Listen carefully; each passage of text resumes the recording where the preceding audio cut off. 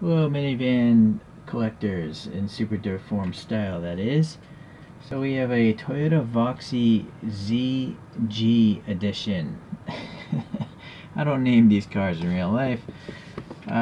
It took me quite a long time to figure out what this Choro-Q was. It doesn't say on the bottom what it is. Maybe it does in Japanese text, but my phone can't read a translucent piece of plastic, so it couldn't translate that. And then there's no sticker at all. There probably was, but it was torn off by some kid.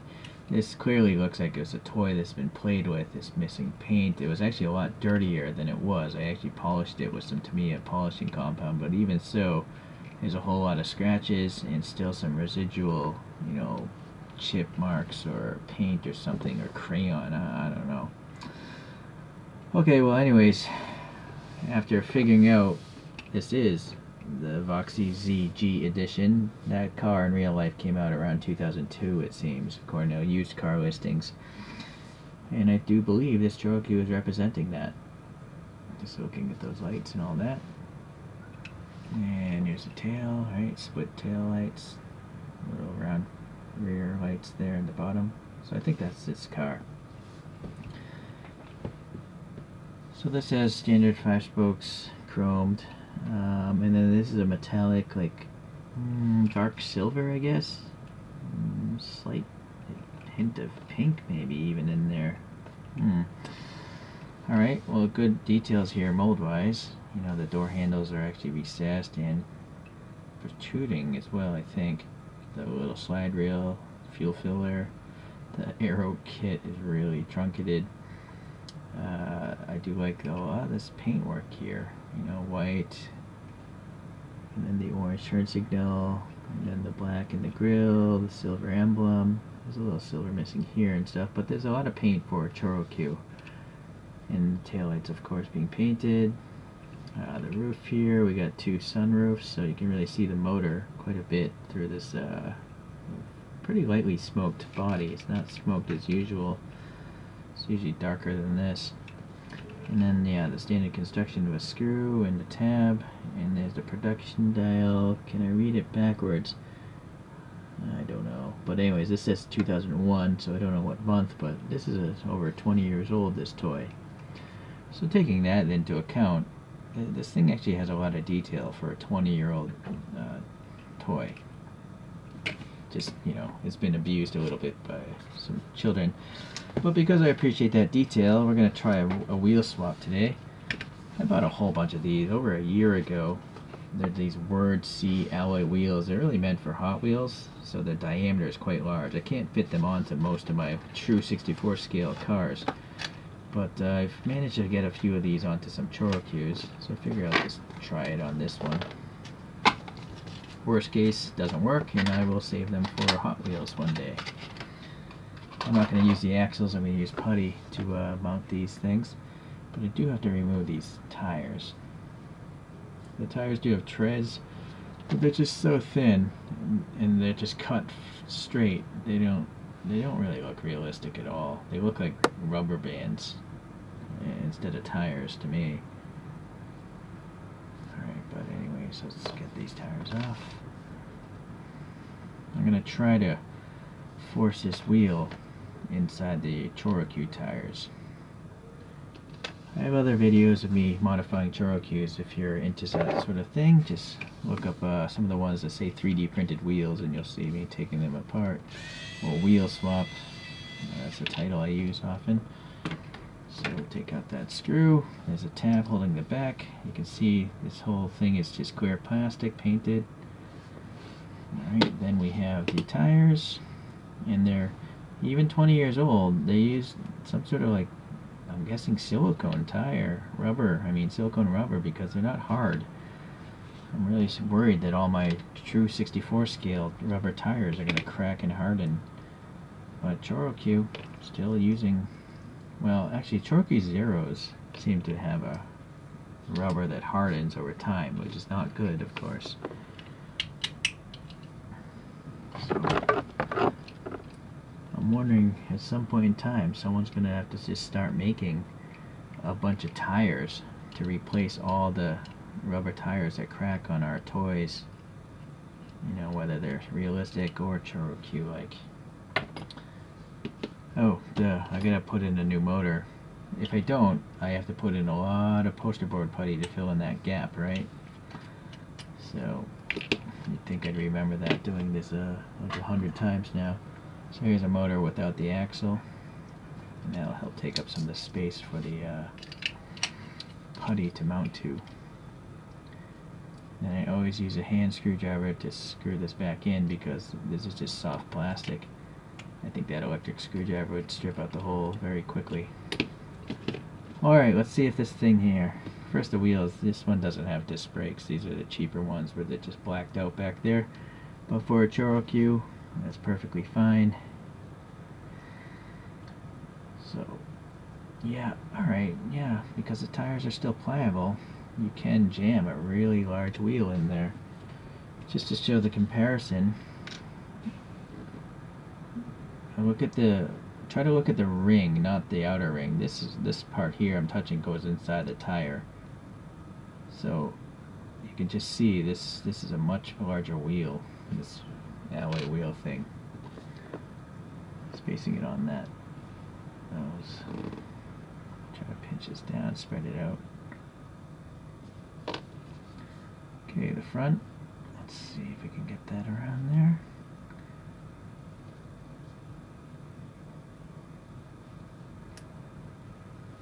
Ooh, something popped.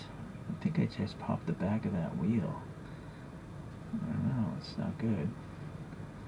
I'm squishing down the middle of the tire to make it spread out on the alloy wheel. See, it's spread out here, but not here. It overlapped itself. Okay, the front pretty good.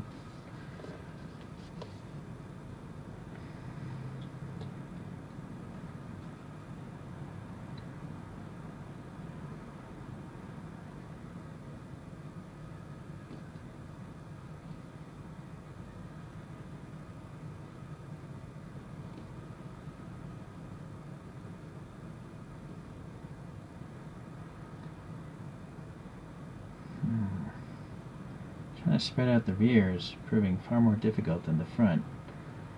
I think it's because it has such a tall sidewall. It doesn't want to lay flat like the other one, like the front tire, that is. Well, I've squished it enough. I think that's the best I can do. You can see a little bit of this wheel is sticking out.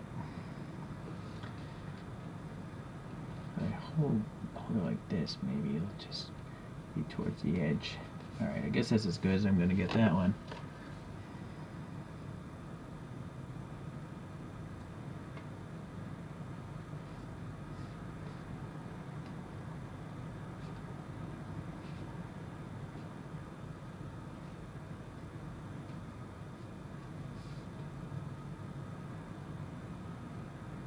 Yeah, the front's definitely better. That looks good. Front.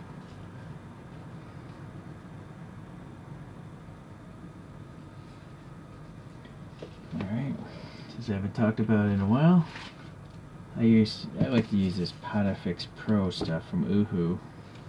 It's a mounting putty. Sticks again and again. It doesn't leave any traces on whatever it's stuck to, so it won't strip paint off or I don't know, it's just fancy stuff. So I just take a wad of this.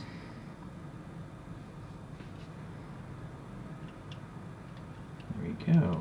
It's already looking better. Much bigger wad in the rear because there's usually a big, well, it's just a bigger, wider, taller gap there.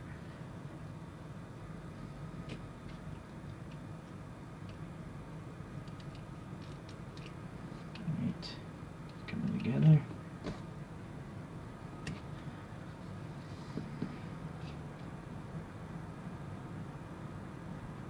You can also make these steer. Right, this is putty if you wanted to.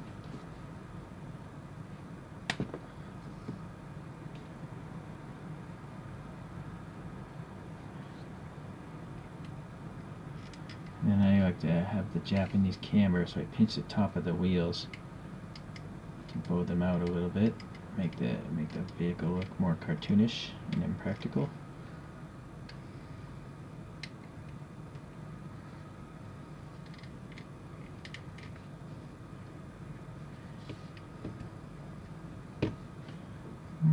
Maybe there's not enough putty on this one.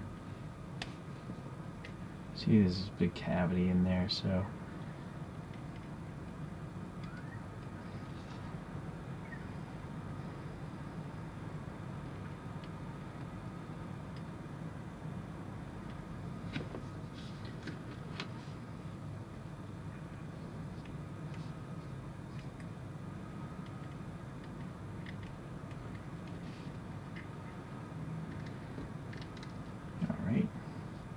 that's good enough. From the top, you'll never see that ugliness. Well, let me get the one of these spin machines out.